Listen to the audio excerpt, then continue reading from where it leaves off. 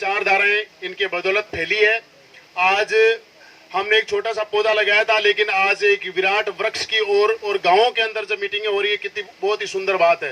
हालांकि शहरों के अंदर तो हमने दिल्ली में, उज्जैन के अंदर डीडवाना भवानी सिंह जी मंडूकरा ने करवाई, कई जगह हमने किया, लेकिन गाँवों के अंदर शुरुआत हो गई, ये बहुत अच्छी बात है। ये नेतृत्व को ही श्रेय जाता है और दिलीप सिंह जी को बहुत बहुत धन्यवाद। लीचाना गांव के अंदर दहेज विरोधी क्षत्रिय विचारधारा के अंदर जो भी आज यहाँ पे मातृशक्ति बुजुर्ग युवा पधारे हैं, उन सभी का मैं दहेज विरोधी क्षत्रिय संघ राजस्थान नहीं पूरे भारतवर्ष की टीम से आप सभी का तहे दिल से आभार व्यक्त करता हूँ, स्वागत करता हूँ। दहेज विरोधी क्षत्रिय संघ की विचारधारा का गठन कैसे हुआ, क्यों हुआ, यह विचार मन में क्यों आया?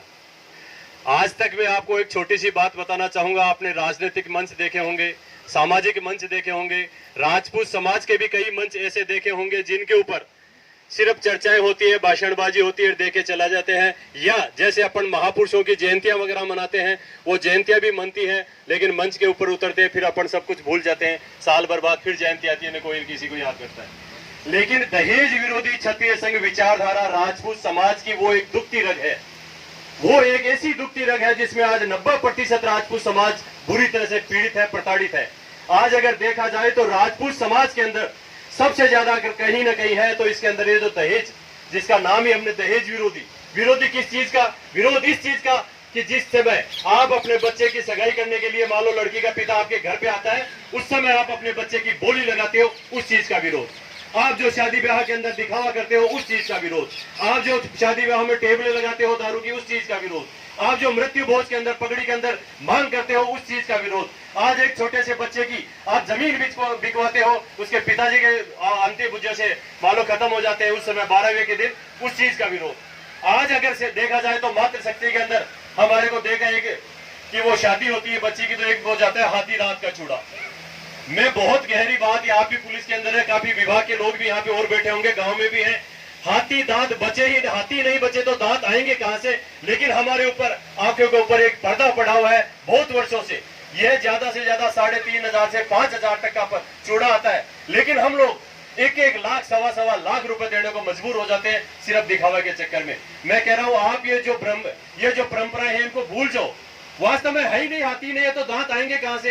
लोग हमारे को मूर्ख बनाते हैं। जैसे अभी माठ साहब ने सही कहा, गुरुजी ने जो पहले वक्ता थे उन्होंने, कि आज हमारे को सिर्फ 16% जो 22 कैरेट बताते हैं, 24 कैरेट बताते हैं, लेकिन 16 कैरेट ही सोना दिया जाता है।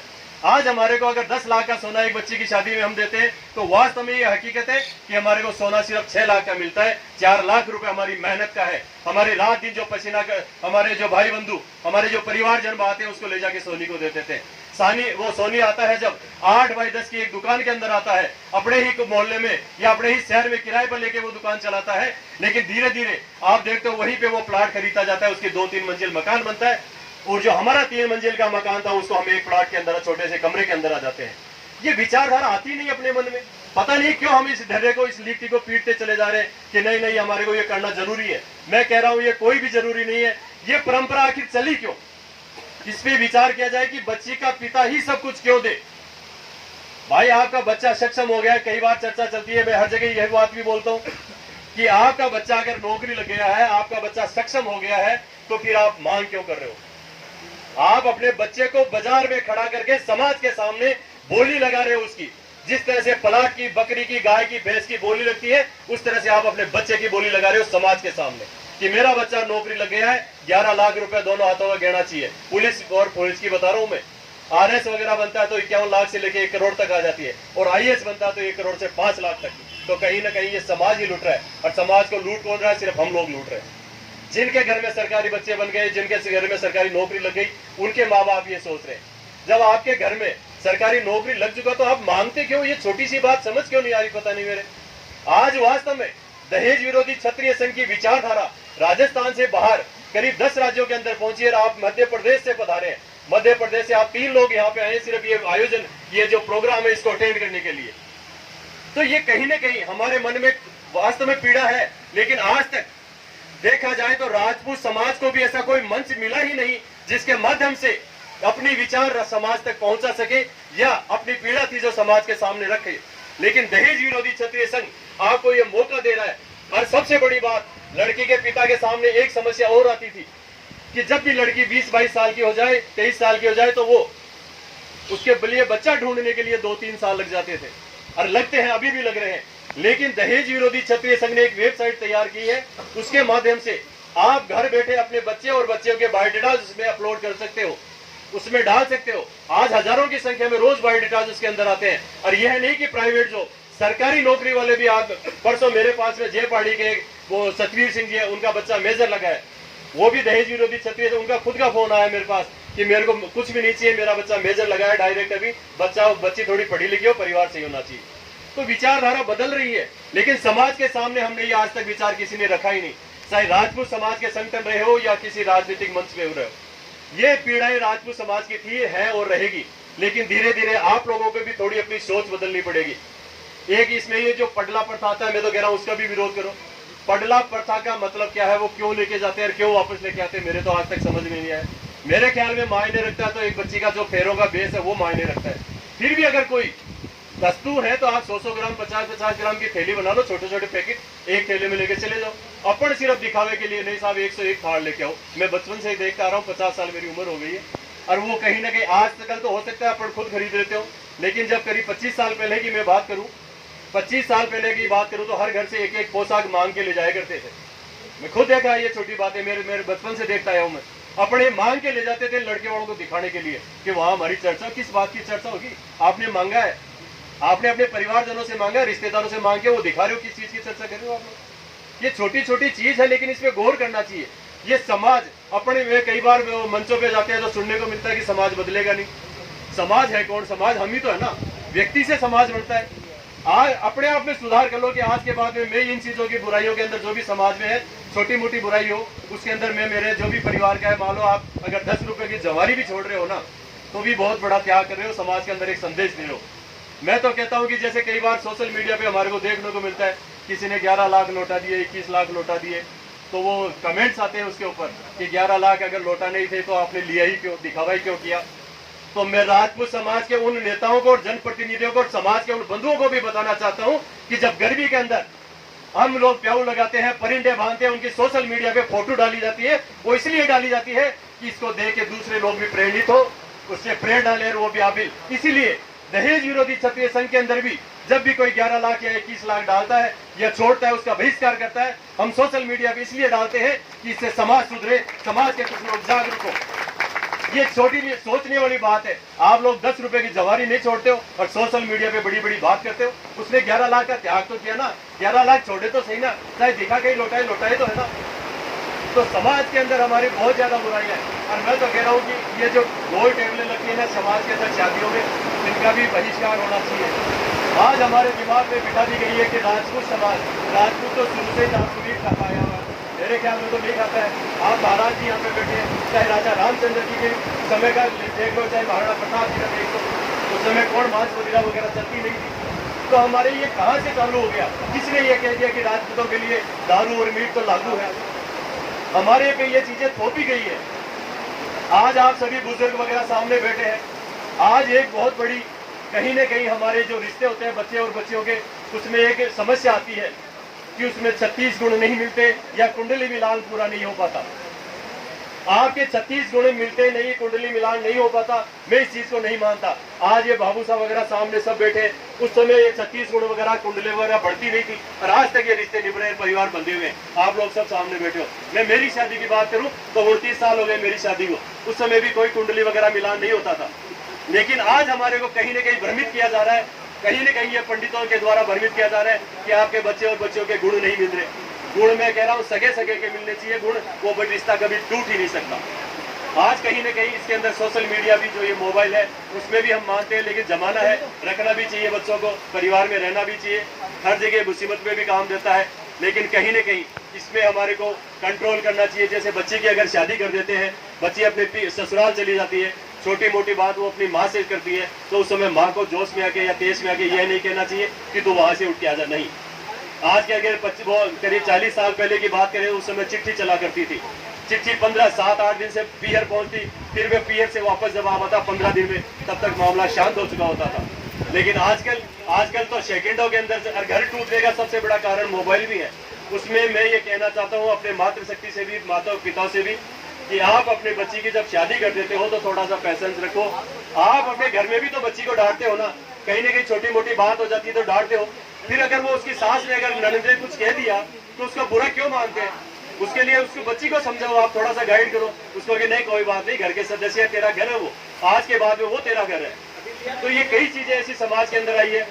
आज अगर देखा जाए तो मैं महाराज जी आपके माध्यम से ये बताना चाहता हूँ कि आज भ्रूण हत्या में अगर कहीं न कहीं सबसे बड़ा कारण है तो ये दहेज है। राजपूत समाज आज आर्थिक रूप से इतना कमजोर हो चुका है कि आप सोच में अपनी कल्पना भी नहीं कर सकते। आज शहरों की हालत नहीं, गाँव में भी आप चले जाओ तो हर एक बात आज अगर गाँव में भी अगर चले जाते हैं तो इतनी दयनीय स्थिति है। मैं जानता हूँ खुद, क्योंकि मैं भी गाँव से बिलोंग करता हूँ। अगर किसी के घर में खाने को अनाज नहीं है, उसका पिता बच्चे का शराब पीता है, अगर वो गृहिणी, वो महिला शक्ति कमाने कहीं जाती है तो समाज के ये जो बंधु गांव में बैठे रहते हैं वो उसकी तरफ अंगुली उठाते हैं। यह नहीं सोचते कि उसका घर के अंदर क्या मजबूरी है, उसके शाम को बच्चों को खाना भी मिलेगा कि नहीं मिलेगा, उसके बारे में नहीं सोचते। वो बेचारी घर का काम करके अपने बच्चों का पालन पोषण के लिए कहीं ना कहीं अगर काम करती है तो उस पर लांछन लगा दिया जाता है, उसके अंगुली उठा दिया जाता है। अगर आप अंगुली उठाने का हकदार तभी हो जब आप उस परिवार की मदद कर सकते हो। अगर आप परिवार की मदद नहीं कर सकते तो उस परिवार पे, उस महिला पे आप अंगुली भी मत उठाओ, क्योंकि वो अपने बच्चों का पेट तो पालेगी ना। आप लोग घर में बैठे, चौराहे पे बैठे, सिर्फ ये कहते थे फलाना की बोल रहे वो जा रही, अरे बेचारी कहाँ जाएगी, नहीं तो क्या करेगी। आज समाज में इतना बड़ा कोई भामाशाह वो नहीं है कि गांव में बैठे हुए जो महिला शक्ति है, जो जिनके घर में शराब की ज्यादा है और किसी तरह की इनकम नहीं है, उनका जाकर भरण पोषण कर सके या उनको ये पूछ सके कि तुम्हारे घर में कोई समस्या तो नहीं है, अगर समस्या है तो हमें बताओ, हम मदद करेंगे। लेकिन नहीं, आज अगर सबसे बड़ा कोई राजपूत समाज में बना हुआ है, दुश्मन बना हुआ है तो भाई से भाई का बना हुआ है। आज हम दूसरों को बुला लेंगे लेकिन सगे भाई को नहीं बुलाना चाहिए।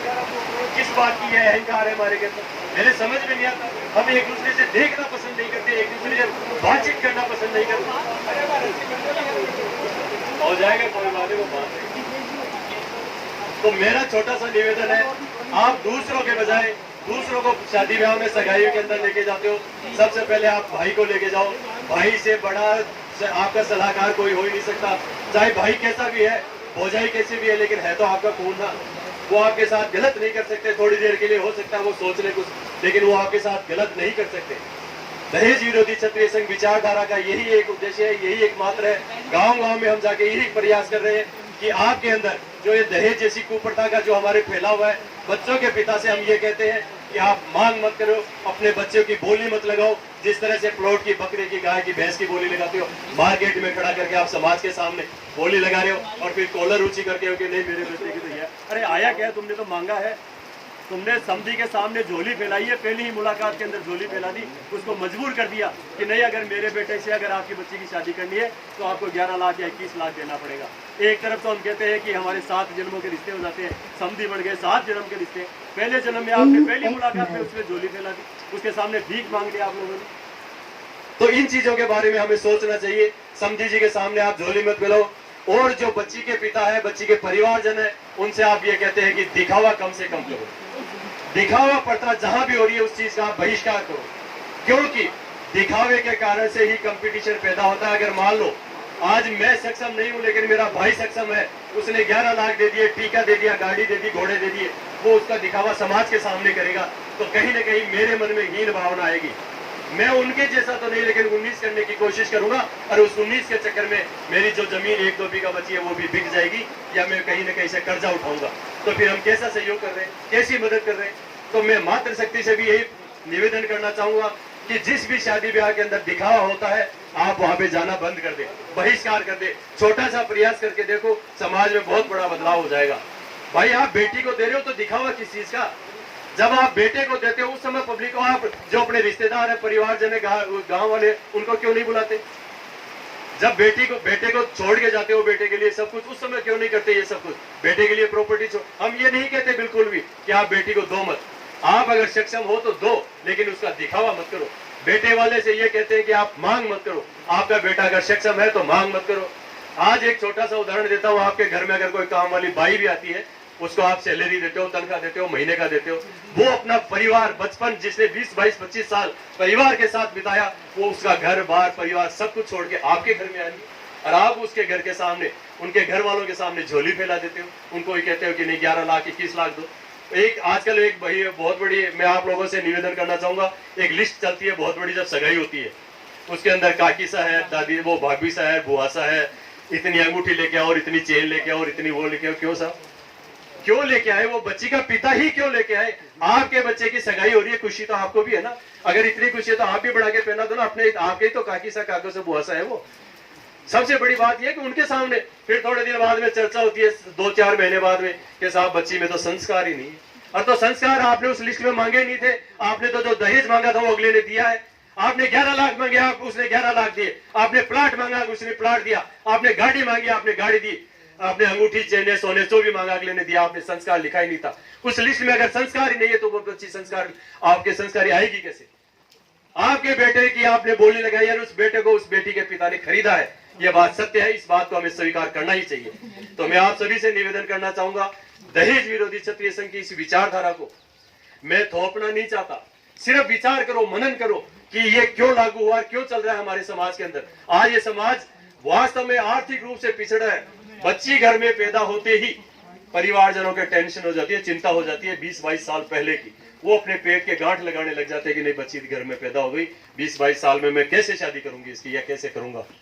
तो वो थोड़ा बचत करते। लेकिन आज कंपटीशन इतना ज्यादा हो रहा है कि अगर 10-20 लाख रुपए 50 लाख भी लगाते हो तो कोई मायने नहीं रखता। 1 करोड़ भी लगा, अरे यार नॉर्मल सी शादी थी, ये क्या हर आदमी निकल जाता है। लेकिन 3 घंटे के उस दिखावे के चक्कर में आप अपनी 20-22 साल की जो मेहनत है वो समाज के सदस्य ही, समाज का जो समधी है वो लूट के ले जाता है, और वो सिर्फ एक दिखावे के कारण से। तो मैं ये कहता हूं कि दिखावा प्रथा बंद हो जाए ना तो आधे से ज्यादा समाज तो वैसे ही सुधर जाएगा।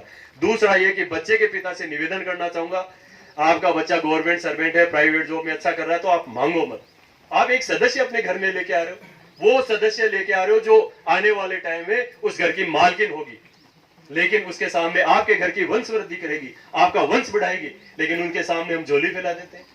मैं बता रहा था बीच में कि आज कहीं ना कहीं अगर ये जो क्या नाम है एबॉर्शन होता है, बच्चे जैसे वो बच्चे एबॉर्शन क्यों कराते हैं हम लोग, कहीं ना कहीं अगर जांच कराने जाएंगे और उसके अंदर किसी ने बता दिया कि इसमें तो आपके तो बच्ची है साहब, तो बच्ची का उसका एबॉर्शन करा देंगे, बच्ची को गर्भ के अंदर मार देंगे। तो कहीं ना कहीं वो क्यों आज तक अगर पूरे भारत में अगर एक भी उदाहरण आप पेश कर दो कि किसी ने गर्भ वो क्या नाम सोनोग्राफी कराई हो और उसके अंदर बच्चा बताया और उसने गिरा दिया, एक भी उदाहरण पेश कर दो आप। लेकिन बच्ची की हत्या क्यों सर? तो कहीं ना कहीं सोचना चाहिए इस बात को। और इसमें दोषी हम भी हैं, हम लेके जाते हैं वो गर्भ गिरवाते हैं, तो कहीं ना कहीं दोषी वो भी है। मैं डॉक्टर इन सभी से माता बहनों से आप सभी से निवेदन करना चाहूंगा कि इन विचारधाराओं को आप बदलें, बच्ची को भी पैदा होने दें। आज बच्चियों के बारे में हम सुनते हैं, एक से एक है विकलांग बच्चियां हैं जो भी गोल्ड मेडल अभी उस ओलंपिक में वगैरह लेके आ रही बच्चियां, नाम कमा से, लेकिन उनको मौका तो दो। आप उन पे पाबंदियां लगा देते हो, घर से बाहर नहीं निकलने देते। मैं गांव में, आप सब गांव में बिलोंग करते हैं, मैं जब छोटा था गांव में तो गांव में बकरी का रेवड़ जाता था, 5 बजे चल के शाम को बकरियां वापस वो गवाड़ लेके आता है। अगर आपकी बकरी नहीं आती तो अपन ढूंढने के लिए चले जाते थे। लेकिन अगर आज आपका बच्चा रात को 10 बजे तक भी नहीं आ रहा तो आप लोग ढूंढने नहीं जाओगे कि बोला ढूंढ रहा होगा कहीं सुबह आ जाएगा। ऐसा क्यों? तो लापरवाही या गलतियां कहीं ना कहीं हमारे से भी हो रही है। आप बकरी का तो ध्यान रख सकते हो लेकिन अपने बच्चे का ध्यान नहीं रख पा रहे, और बच्चे आजकल सुनते भी नहीं है। वो इसीलिए कि हम उनको शुरू से छूट दे देते हैं। एक चीज और छोटा सा मैं कहना चाहूंगा क्योंकि समय ज्यादा ले रहा हूं। छोटा बच्चा होता है, जैसे उस दिन भी मैंने कहा था, छोटा बच्चा होता है उसका हम वीडियो बनाते हैं। उसको जब वो छोटा 1.5-2 साल का होता है, अंगुली चटाते हैं शराब की और उसका वीडियो बनाते हैं, वो मुंह को करेगा, बहुत अच्छा लगता है हमें। वो बच्चा 1.5-2 साल का होता है, उठा के पेक पीने लगता है, बहुत अच्छा लगता है, उस समय भी हम फोटो खींचते हैं। लेकिन वही बच्चा जब 20-25 साल का हो जाता है, शराब मांगता है, तो आप उसके आंखों में क्यों चुभने लग जाता है? समाज की नजरों में वो क्यों अखड़ने लग जाता है? कहीं ना कहीं इसके दोषी हम हैं, क्योंकि हमने बचपन से उसको वो चीज सिखाई है। हमने उसको ठेके पे भेजना शुरू किया। वो 10 साल का था, उसको पैसे दिया जा, ठेके से बोतल लेके आ जा, हाफ लेके आ जा। तो कहीं ना कहीं इसमें दोषी है। उनका वीडियो बनाना बंद करें। ऐसे कोई वीडियो बनते हैं तो उनका भी आप बहिष्कार करें कि बच्चों के लिए आप ऐसा नहीं कर रहे हो। बस शादी ब्याह के अंदर मैं कई बार देखता हूँ बच्चों के उनको अंगुली चटाएंगे, वीडियो बनाए, बड़ा खुश होते हैं, और वही बच्चा 25 साल का होकर शराब मांगता है तो आपकी आंखों में चुभता है। तो दहेज विरोधी क्षत्रिय संघ विचारधारा की आज मैं आपको बात बताने आऊं। मैं नहीं कहता कि जहां भी ये जितने आप लोग बैठे इनमें से सब बदल जाएंगे। अगर आज इनमें से आप 5 लोगों के विचार भी अगर बदलते हैं तो हमारे लिए ये हमारी जो यहाँ की यात्रा है राजेंद्र सिंह जी ने जो आयोजन किया है, इनके साथ वालों ने जो आयोजन किया है, ये हमारा यहाँ पे आना बहुत सार्थक होगा अगर आप लोगों की 5 लोगों के भी विचारधारा मानसिकता बदलती है। इससे किसी और को नहीं, आप राजपूत समाज को और अपने आप को सक्षम कर रहे हो, और कोई नहीं। मैं आरे मध्य प्रदेश टीम का भी तहे दिल से आभार व्यक्त करता हूं कि आप लिचाना के इस आयोजन में, इस प्रोग्राम में पधारे, और आयोजन करता लिचाना ग्राम के जितने भी ग्रामवासी हैं उनका भी तहे दिल से आभार व्यक्त करता हूं कि दहेज विरोधी क्षत्रिय संघ विचारधारा को आपने आज लिचाना ग्राम के अंदर ये मीटिंग कराकर जो विचारधारा थी यहाँ तक सभी समाज बंधुओं तक पहुंचाने का प्रयास किया। बहुत बहुत धन्यवाद। धन्यवाद आदरणीय दिलीप सिंह जी महरौली साहब। इसके बाद मैं हमारे वरिष्ठ उपाध्यक्ष राष्ट्र के वीरेंद्र सिंह जी सिसोदिया ताल मध्य प्रदेश से जो पधारे हैं उनसे निवेदन करूंगा कि आप पधारें और अपने विचार रखें।